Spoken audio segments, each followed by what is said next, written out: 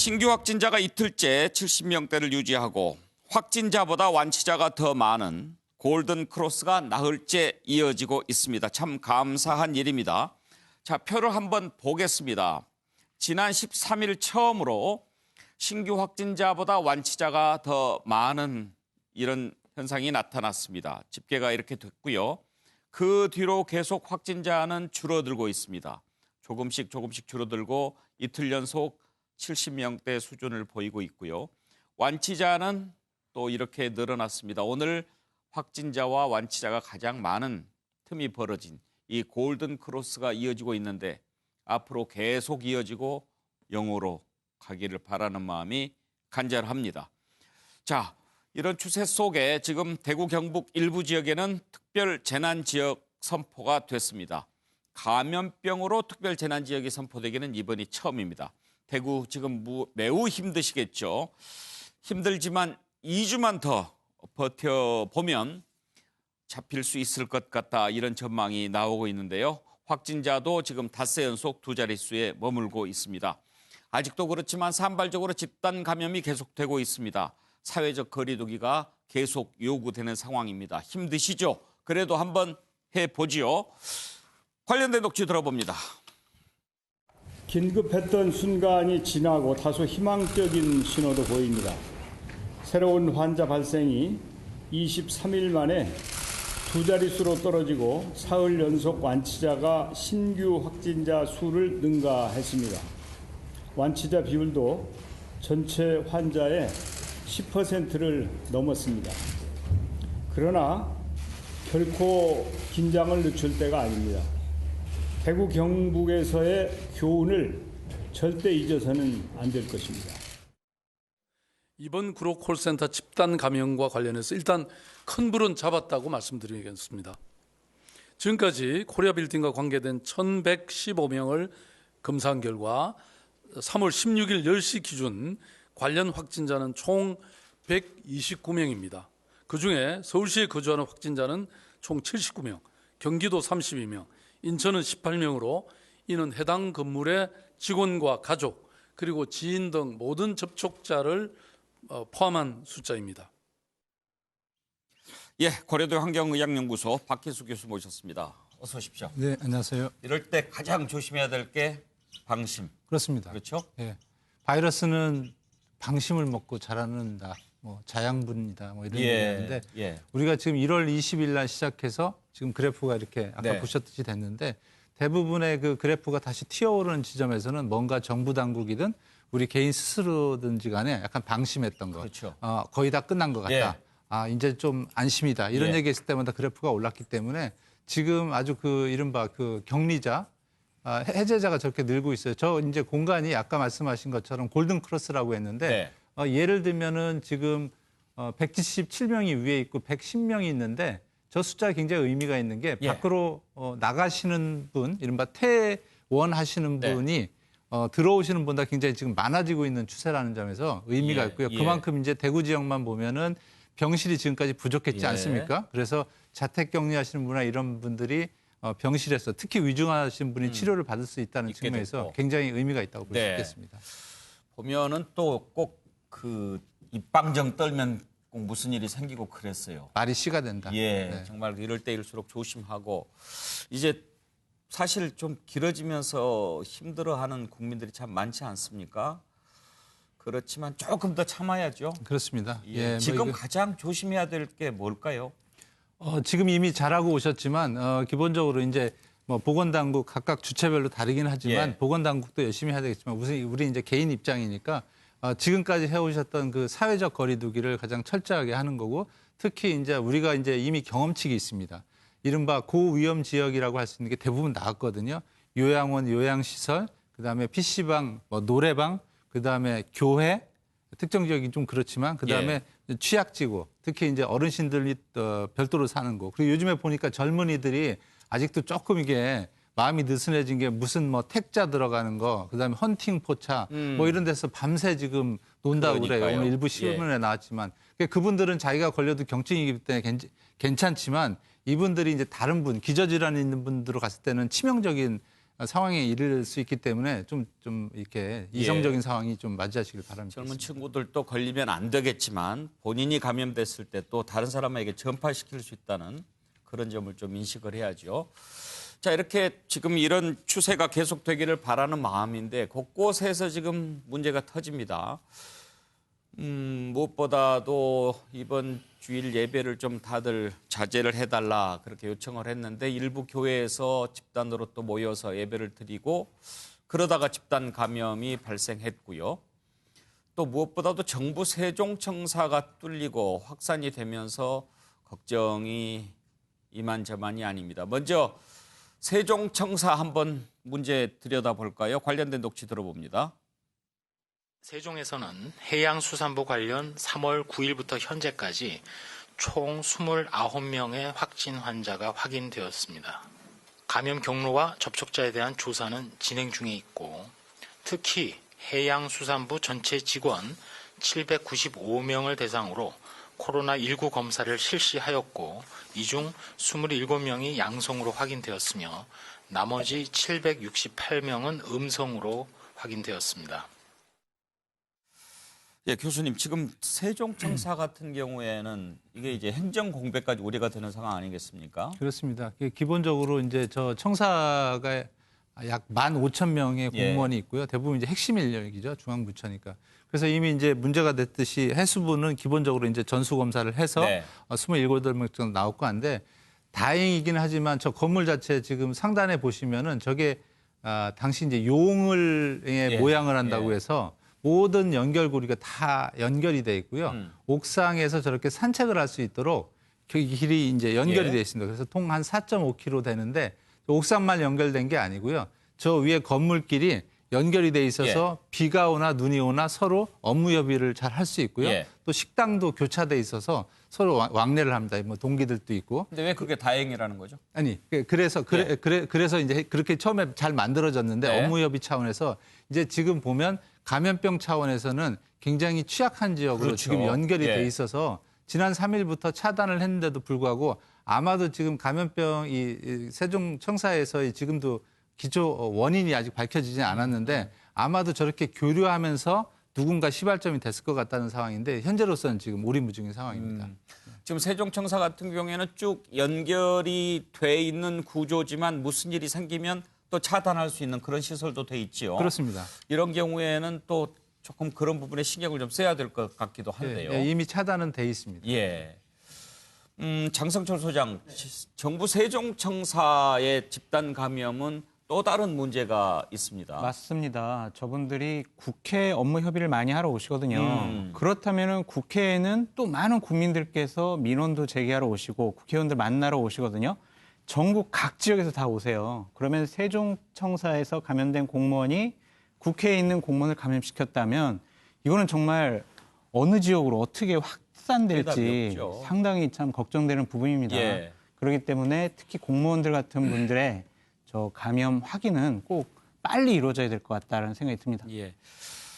정기한 평론가 바이러스가 국경이 있겠습니까? 누구누구 알고 가지는 않겠지만 이 행정 공백이 생기면 컨트롤 타워인데 문제가 크죠. 일단 생길 수 있다는 것을 가정해서 지금 뭐 2부제로 업무를 한다거나 3교대 업무를 한다거나 어쨌든 긴급한 상황이 끝날 때까지는 비상 상황을 대비해야 되는 게 맞고요. 완벽하게 차단할 수 있느냐? 저는 불가능하다고 보고요. 좀 더 현실적이고 합리적인 이제 접근을 해야 하는데 일단 일어나면 가장 신속하게 조치를 통해서 이것이 확산되지 않도록 해야 하는 것이 1차적으로 중요하고요. 해양수산부뿐만이 아니라 저는 세종정부청사에 혹시 우리 여력이 어느 정도 되는지는 모르겠지만 전수로 공무원들 사실은 검사할 수 있으면 좀 해보는 것도 괜찮다. 또 조금 전에 이제 장성철 소장 말씀하셨지만 국회 쪽으로 혹시 온 것이 있으면 우리 진단키트 여력이 있다면 국회도 전수로 한번 또 해보자. 이런 방식으로 우리나라가 짧은 시간에 검진을 하고 또 결과를 가지고 대처할 수 있는 이 역량이 뛰어나기 때문에 이런 부분들을 충분히 좀 활용해서 이런 것들이 확산되는 것도 막아야 하지만 있는 또 우리의 이런 조건들은 충분히 또 활용할 필요도 있다 이런 생각을 좀 해봅니다. 예. 자, 정부 세종청사 매우 중요합니다. 근데 잠깐만요. 저는 이 부분을 좀 더 다뤄봐야 될 필요가 있다고 보는 게요. 사실 이 행정공무원, 즉 세종청사에서 근무하는 정부 공무원이 집단 감염됐다는 건 좀 중요한 의미가 있는 것 같아요. 예. 왜냐하면은 방역을 제1선에서 진두지휘하고 있는 공무원들이잖아요. 근데 그분들이 집단 감염됐다는 거는 국민들에게 주는 메시지가 상당히 안 그럼요. 좋죠. 그런 데다가 더 중요한 거는 감염 경로를 전혀 지금 찾을 수 없다라고 하는 부분이기 때문에 이 부분은 어쩌면은 지금 현재 정부가 하고 있는 것에 대해서 좀 신뢰성을 떨어뜨리게 만드는 요소가 될 수 있어서 예. 하루빨리 그 부분에 대해서는 좀 정부 차원에서든 뭐든지 간에 좀 정확하게 원인하고 이런 걸 분석을 해서 더 이상 확산되지 않도록 국민들에게 좀 믿음을 주는 게 필요하지 않을까 싶습니다. 그렇죠. 근데 박효순 교수님, 네. 지금 전수조사 필요성 얘기하셨는데 필요하다고 보십니까?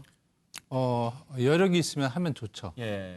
지금 이제 말씀 중에 포인트가 일반 국민과는 달리 그 행정상의 이제 공백을 가져올 예. 수 있기 때문에 그래서 이제 지금 현재로서 정부도 아차해서 지금 이 재택근무, 순환근무를 지금 실제로 하고 있습니다. 예. 왜냐하면 일부 집단만 걸려야지 혹시라도 그렇게 하고는 있는데 이제 나중에 이제 그 전에도 그랬습니다만 이 모두 다 이 RT-PCR이라는 걸 돌릴 수가 없으니까 나중에 이제 항시화 검사를 통해서 누가 감염이 됐고 안 감염이 됐는지를 확인을 할 필요가 있는데 현재로서는 지금 기존의 이제 진단 키트 능력이나 이런 걸 볼 때 아직까지 이제 기본적인 국민들의 어떤 추세가 수그러들지 않은 상황이기 때문에 현재에서의 효율적인 자원 사용을 위해서는 아직까지는 예. 발생할 위험이 있는 지역에 대해서 검사를 많이 하는 게 효율적이라고 볼 수 있겠습니다.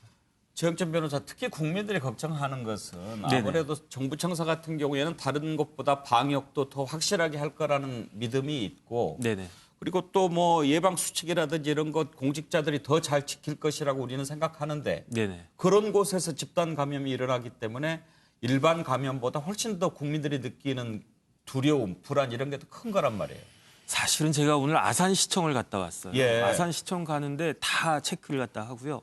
공무원들이 무조건 마스크를 쓰고 있고 마스크를 쓰고 있지 않으면은 들어오지도 못하게 하고 그래서 생각보다 지방자치단체나 이런 데에서 굉장히 잘하고 있다 이런 생각을 갖다가 하고 있는데 그런데 해수부에서 어떻게 이런 일이 일어났는지 더군다나 그 원인도 알지 못한다라고 하니까 그러니까 열심히 하고 있는데 이런 부분들이 딱 터지니까 좀 안타깝다 그런 생각은 드는데 그래도 일단은 지금 마스크를 갖다가 쓰고 있으면 사실은 굉장히 많은 부분들이 차단할 수 있다는 거 아니겠습니까? 예. 그러니까 저는 지금 뭐 마스크 대란도 일어났다라고 하지만 그 환자들 못지않게 공무원들한테 우선적으로 이런 부분들이 그 배급되는 것이 필요하지 않은가 사실 그런 생각도 좀 합니다.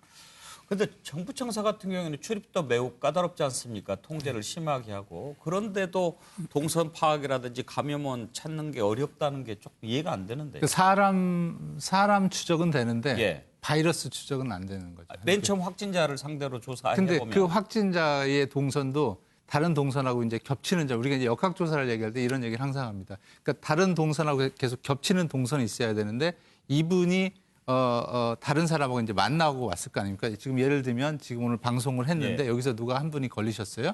그러면 그분에 대해서 동선 조사를 아무리 해도 거기에서 연결고리가 확인이 안 되는 예. 상황이면 그 다음부터는 이제 본인 말로 뚝 떨어져 나오는 거죠. 어디서 했는지 알 수가 어디서 없는. 했는지. 우리가 이제 이런 얘기를 듭니다. 이게 뭐 보건당국을 방어하자는 차원이 아니라 자기가 독감이나 감기 걸렸을 때 과연 어디서 걸리냐고 했을 때는 찾기가 굉장히 어려운 상황이거든요. 예. 그런 난해한 점이 있습니다. 네. 자, 이제 이런 가운데 일선 초중등 학교 개학 문제가 다시 지금 이제 화제가 논란이 되고 있습니다. 일단 더 연기해야 되지 않느냐 하는 게 일반 학부모들의 생각이고요. 교육당국도 신중하게 검토하고 있습니다. 일단 내일 발표할 예정인데요. 관련된 녹취 듣고 패널들은 어떻게 생각하시는지 들어보겠습니다. 각급 학교의 개학은 조금 더 연기하는 것이 불가피해 보입니다. 교육당국은 방역당국과 협의하며 최상의 결정을 내려주시기 바랍니다. 개학 연기와 관련해서는 지금 교육부를 중심으로 정부 내부에서 좀 추가적인 논의가 진행되고 있습니다. 워낙 여러 가지 면에서 상당히 우리 국가적으로 또 사회 전체적인 영향이 큰 사안이라서 교육부 등의 핵심 부처들이 집중적인 검토와 그리고 중대본 논의를 통해서 결정이 될 예정입니다. 아직은 추가적인 발표를 할 수 있는 상황이 아니라는 점을 말씀을 드립니다. 예, 패널들 의견을 먼저 듣고 전문가 의견을 들어보도록 하겠습니다. 노영희 변호사, 아무래도 개학 연기 불가피한 상황이라고 봐야겠죠? 네, 사실 이제 지금 개학을 자꾸 연기하냐 마냐를 가지고 논의되는 이유 중에 하나가 그 개학 일수, 수업 일수를 맞춰야 되는 부분이 있기 때문에 그런데 그거는 관련 법규를 좀 개정해서라도 지금 과감한 결단을 내리는 게 필요해 보인다. 그리고 외국 같은 경우도 지금 그렇게 하고 있고요. 뭐 청 안 되면 온라인 수업을 해야 되는데 또 온라인 수업 하려면 시스템이 갖춰져 있는 사람도 있고 아닌 사람도 있어서 그게 좀 문제인 것 같아요. 그리고 또 우리나라에서 가장 큰 특이점이 고3 수험생들을 어떻게 할 것이냐 이 부분하고 학원은 그러면은 어떻게 할 것이냐 이 부분이 해결이 안 되기 때문에 실효성이 없다는 얘기도 좀 나옵니다. 하지만 그럼에도 불구하고 이거는 좀 교육부 차원에서 과감하게 좀 명확하게 지침을 내려주는 게 필요하다 싶습니다. 지금 2주 얘기가 나오는데 노 변호사 보시기에 혹시 얼마나 연기하는 것이 현재 상황에서는 지금 2주 정도를 보는 게 맥시멈이 아닐까 싶은데요. 더 보고 네, 왜냐면 또 그때 상황을 봐서 그렇죠. 지금 다른 나라 같은 경우에도 저희도 지금 학생들이 2명이나 집에 있기 때문에 그 아이들의 상황을 보게 되면 외국 같은 경우에도 사실은 3월 달에 중순에 열린다 했다가 또 3월 말에 한다 그랬다가 4월 중순에 한다 했다 계속 3번, 4번 바뀌어요. 근데 걔네들도 계속해서 메일이나 이런 걸 보내는 걸 보면은 앞으로 변동할 수 있다는 걸 염두에 두고 말하거든요. 그러니까 우리나라도 꼭 반드시 지금 수업 일수 이것 때문에 그래야 될 필요는 없을 것 같고 이게 되게 재난 상황이지 않습니까? 그렇죠. 이걸 좀 염두에 두고서 하는 게 맞겠습니다. 계약을 해도 우리 애는 안 보내려다 이러는 부모들도 많은 상황이고요. 정답 평론가 지금 대구 같은 경우는 아직 상황이 진정이 안 됐으니까 대구는 당연히 계약을 연기를 해야 될 상황이고 다른 데도 사실 교육은 또 기회가 평등해야 되잖아요. 이럴 때 이제 국민들의 뜻이 무엇인지 좀 살피는 것이 가장 중요하다는 생각이 들고요. 교육 당국에서도 뭐 너무 걱정하지 마시고 과감하게 국민들이 이렇게 원하면 받아들이고 2주 단위로 계속 연장해가도 관계없다. 저는 그렇게 보고요. 뭐 교육 일수도 뭐 중요하지만 더 중요한 것은 이런 재난 상황에서 우리 국민들이 어떤 대응 역량을 또 키울 것이냐 이런 생각도 해보면 저는 오히려 국민 여론을 적극적으로 받아들이는 게 중요하다. 또 하나 더 부탁드리고 싶은 것은 교육당국이 자 그럼 만약 이런 상황에서도 완전히 종식되지 않았는데 아이들을 학교에 보내야 되는 상황이 오지 않습니까? 그 경우에는 어떤 매뉴얼로 아이들이 교육을 받고 학교 생활을 할 것인지를 빨리 공론의 장에 붙여놓고 국민들 토론을 시켜라.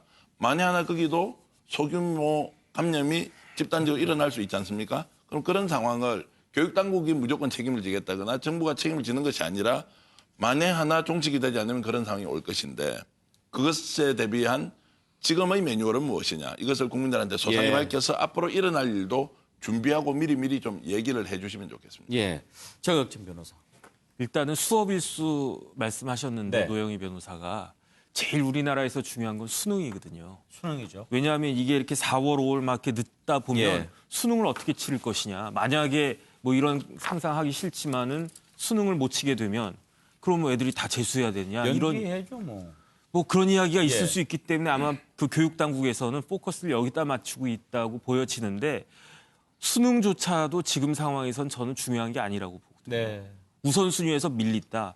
미국 대학 같은 경우는요, 제 이제 친구들 애들 이제 유학 가 있는 애들 보면 지금 당장 나가라고 그 기숙사에 있지 않겠습니까? 학교에서 나가라. 학교에서 날짜도 뭐 일주일, 2주일 이렇게 주는 게 아니고 사흘 이내로 당장 나가라고 그러는데 왜 그러냐면 미국은 소송이 발달한 나라니까 학교 입장에서는 만약에 기숙사에 있다가 애가 감염이 됐다.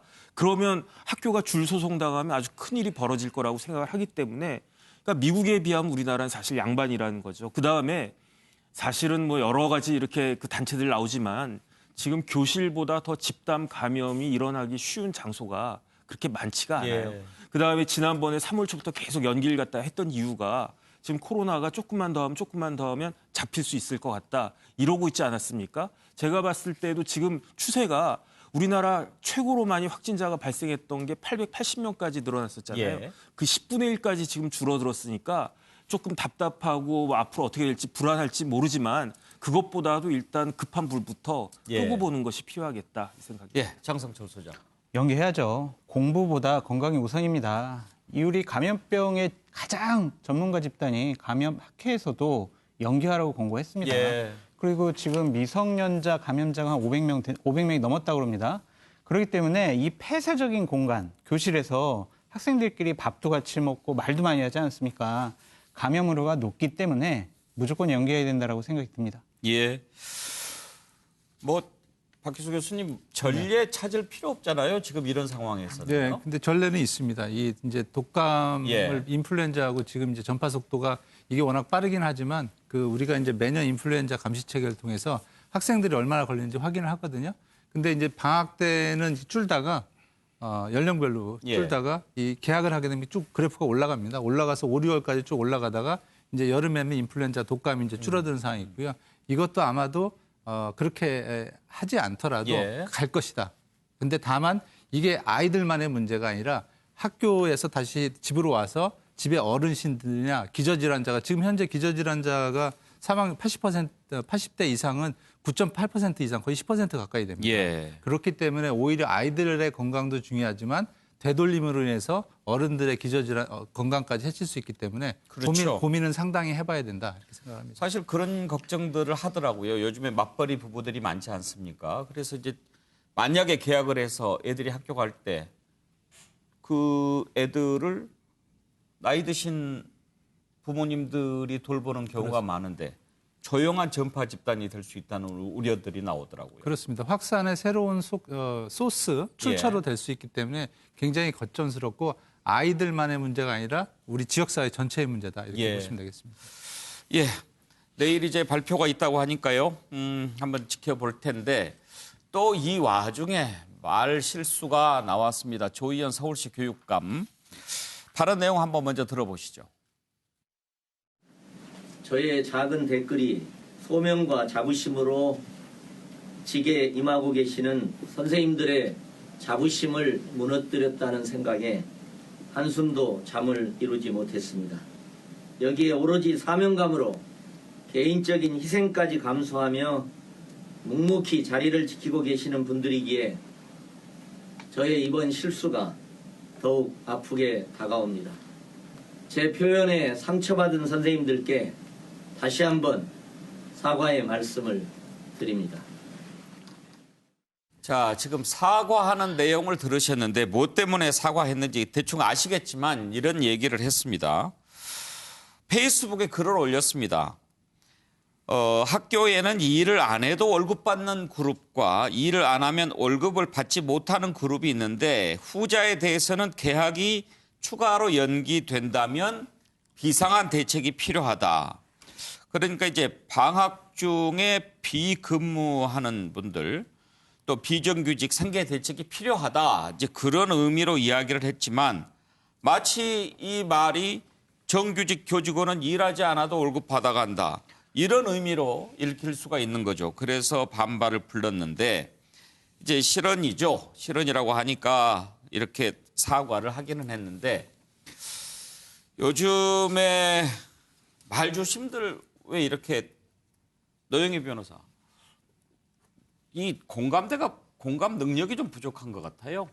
그러니까 이제 말을 하고 싶은 말하고 실질적으로 그걸 표현하는 방식이 조금 안 맞는 경우도 있고 또 하나는 이제 받아들이는 입장에서 민감하다 보니까 그렇게 받아들이는 경우도 있고 여러 가지가 저는 복합적이라고 봅니다. 조희연 교육감이 뭐 나쁜 의도로 사실 저런 말을 썼을 거라고는 보지 않기 때문에 그렇지만 그럼에도 불구하고 그 말을 들었거나 그 말을 접했을 때 받아들이는 측에서는 매우 가슴 아픈 부분이 분명히 있거든요. 그래서 정말 신중해야 되고 이게 아마도 요즘에 좀 심리적으로 불안하고 뭔가 좀 안정적이지 않은 상태에서 이런 상황이 계속되다 보니까 벌어진 현상이 아닌가 싶습니다. 그리고 저 정도의 사과로 사실은 교사들이 마음이 좀 풀릴까 사실 그러지는 않을 것 같아요. 그래서 이제 그럼에도 불구하고 우리가 모든 거를 법 문헌에는 선해라는 게 있습니다. 그러니까 좋게 잘 애매하거나 잘 모를 때는 그냥 좋게 한번 해석해 봅시다 뭐 이런 게 있는데 그냥 그렇게 받아들이는 것도 좀 필요하지 않나 싶네요. 장성철 소장, 말 실수보다 글 실수가 사실 더 심각한 거죠. 그럼요. 글은 이렇게 몇 번씩 생각하고 쓰지 않습니까? 근데 공적 업무를 담당하는 분들이 말을 실수하거나 글을 실수하면은요. 받는 상처가 더 큽니다. 우리 정세균 총리라든지 보건복지부 장관께서 좀 적절하지 않은 말을 해서 상처를 받지 않았느냐. 저희 그런 생각도 많이 하지 않았습니까?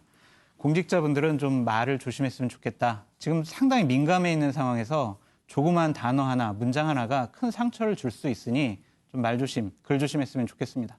예.